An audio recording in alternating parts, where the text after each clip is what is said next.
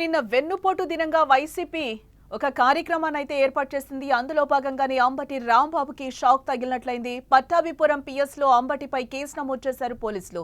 నిన్న సిఐ వెంకటేశ్వర్లతో అంబటి వాగ్వాదం చేశారు. విధులకు ఆటంకం కలిగించారనే అభియోగంతోనే కేసు నమోదైనట్లుగా తెలుస్తోంది. బిఎన్ఎస్ యాక్ట్ సెక్షన్ 353 కింద అంబటిపై పోలీసులు కేసు నమోదు చేయడం జరిగింది. అంబటి రాంబాబుకు బిగ్ షాక్ తగిలిందనే చెప్పొచ్చు. గుంటూరు జిల్లా పట్టాభిపురం పోలీసు పిఎస్ లో కేసు నమోదైంది. బుధవారం వెన్నుపోటు దినం కోసం అనుచరులతో కలిసి బైక్ పై ర్యాలీతో జిల్లా కలెక్టర్ కార్యాలయానికి బయలుదేరినప్పుడు దారిలో సిఐ గంగా వెంకటేశ్వర్లు ర్యాలీకి అనుమతి లేదంటూ కూడా అడ్డుకోవడం జరిగింది. ర్యాలీకి అనుమతి లేదని ఓవర్ బ్రిడ్జ్ మీదకు ఒకేసారి ఇంతమందిని వెడనిచ్చేది లేదని సిఐ చెప్పడంతోనే ఇరువురి మధ్య తీవ్ర వాగ్వాదం చోటు చేసుకుంది. ఎలా పోనివరో చూస్తానంటూ కూడా సిఐపై ఆయన అంబటి ఆగ్రహం వ్యక్తం చేశారు.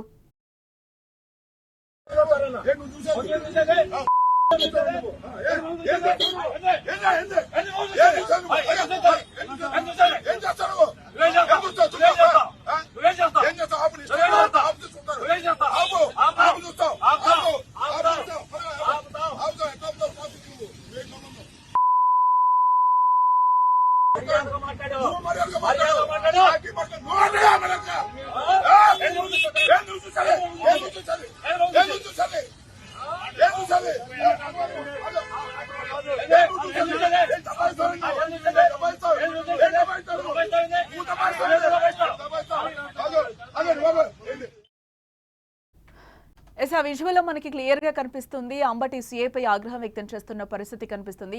ఎందుకు పోనివ్వరని కూడా ఆయన ఒక రకంగా ఒక అసహనం వ్యక్తం చేస్తున్న పరిస్థితి కనిపిస్తుంది. అసలు అక్కడ ఏం జరిగింది అనేది మా ప్రతినిధిని అడిగి ఒకసారి తెలుసుకుందాం. ఎస్ శివరాజ్, అసలు ఏం జరిగింది అక్కడైతే మనకి క్లియర్ గా కనిపిస్తుంది. అంబటి సిఐతో వాగ్వాదానికి దిగిన పరిస్థితి కనిపిస్తుంది.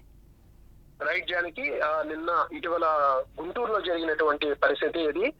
ఏదైతే వెన్నుపోటు దినంగా కూటమి ప్రభుత్వం 1 సంవత్సరం కాలం పూర్తి చేసుకున్నటువంటి సందర్భంగా వెన్నుపోటు దినంగా ఈ వైసీపీకి సంబంధించినటువంటి కార్యక్రమం నిర్వహించారు. అయితే ఈ కార్యక్రమంలో భాగంగా పెద్ద ఎత్తున ర్యాలీతో కలెక్టరేట్ ఆఫీస్ కు వెళ్లి వినతి పత్రం అందించాలనే ఉద్దేశంతో బయలుదేరడం జరిగింది. అయితే ఆ ర్యాలీ కాస్త శృతి మించి బైక్ రైడింగ్ కాస్త ఎక్కువ అవడం వల్ల ఎప్పుడు రద్దీగా ఉండే ప్రాంతం పట్టాభిపురం ఆ బ్రిడ్జి. అయితే అక్కడ పోలీసులు వాళ్ళని అడ్డగించి మీకు పర్మిషన్ ఉందా అని అడగడం, అక్కడ కాస్త వాగ్వాదం జరిగింది.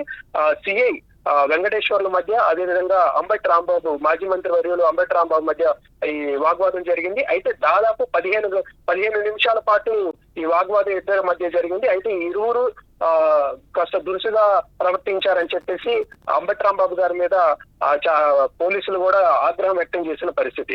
అయితే అంబటి రాంబాబు గారు గతంలో మంత్రిగా చేసిన అన్నారనే విషయం కూడా మర్చిపోయి పోలీసుల మీద వేలు చూపిస్తూ నాలుక మడత పెడుతూ ఆయన వార్నింగ్ ఇచ్చిన పరిస్థితి.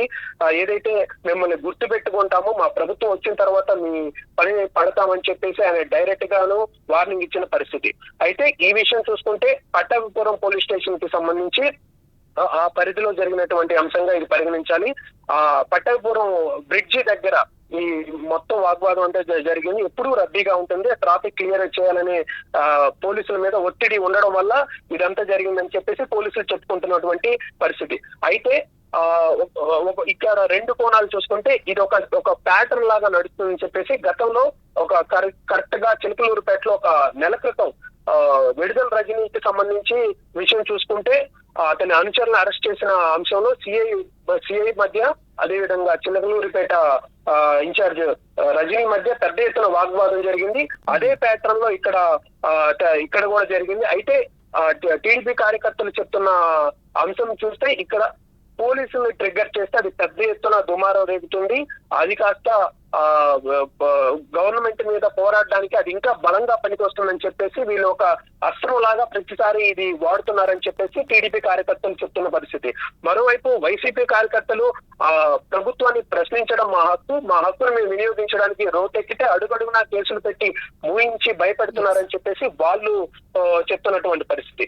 అయితే నిన్న జరిగిన ఈ ఉదంతం అయిపోయిన తర్వాత ఆయన అనంతరం అంబటి రాంబాబు గారు మీడియాతో మాట్లాడుతూ మీడియాతో వెన్నుపోటు దినానికి సంబంధించి వరుసగా మాట్లాడుకుంటూ వస్తూ కలెక్టర్ గారికి వినతి పత్రం అందించిన తర్వాత ప్రభుత్వం మీద పెద్ద ఎత్తున ఆయన విమర్శలు చేశారు. అలాగే అదేవిధంగా పవన్ కళ్యాణ్ గారి మీద, లోకేష్ గారి మీద, చంద్రబాబు మీద విమర్శలు చేస్తూ మేము ఇంతమంది జనం వస్తారని మేము ఊహించలేదు, అదే విధంగా ప్రభుత్వం వాళ్ళు కూడా ఊహించలేదు. అందుకే లోకేష్ కావాలని ఇది చేయించాడని ఏదైతే పట్టాభిపురం సీఐ వెంకటేశ్వర్లు లోకేష్ కి కావాల్సిన బంధువు అని చెప్పేసి ఆయనకి ఫోన్ చేసి అడ్డగించమని చెప్పేసి ఫోన్ చేశాడని చెప్పేసి నిన్న అంబటి రాంబాబు గారు ఆయన చెప్పిన పరిస్థితి.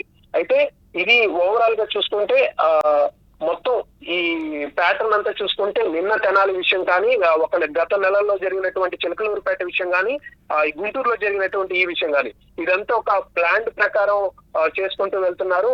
ఏదైతే పోలీసుల మీద పెద్ద ఎత్తున వాగ్వాదానికి దిగితే వాళ్ళు తిరిగి అటాక్ చేస్తే అది పెద్ద ఎత్తున దుమారం అవుతుంది. దాన్ని ట్రిగ్గర్ చేసుకొని ప్రభుత్వం మీద దుమ్మెత్తిపోయాలనే ప్రయత్నంగా ఇలా చేస్తున్నారని చెప్పేసి విశ్లేషకులు చెప్తున్నటువంటి పరిస్థితి.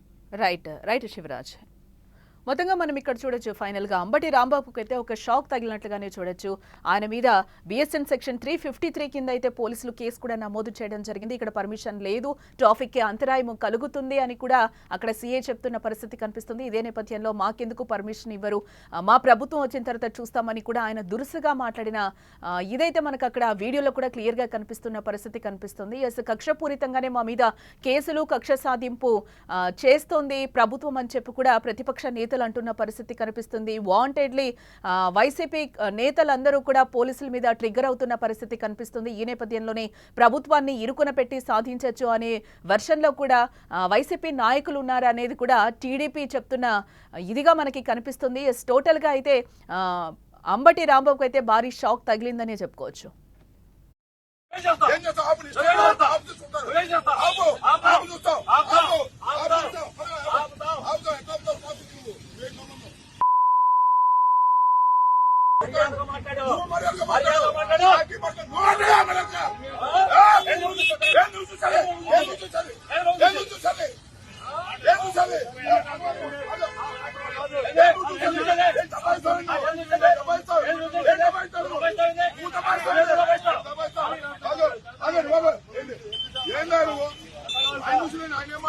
ఏం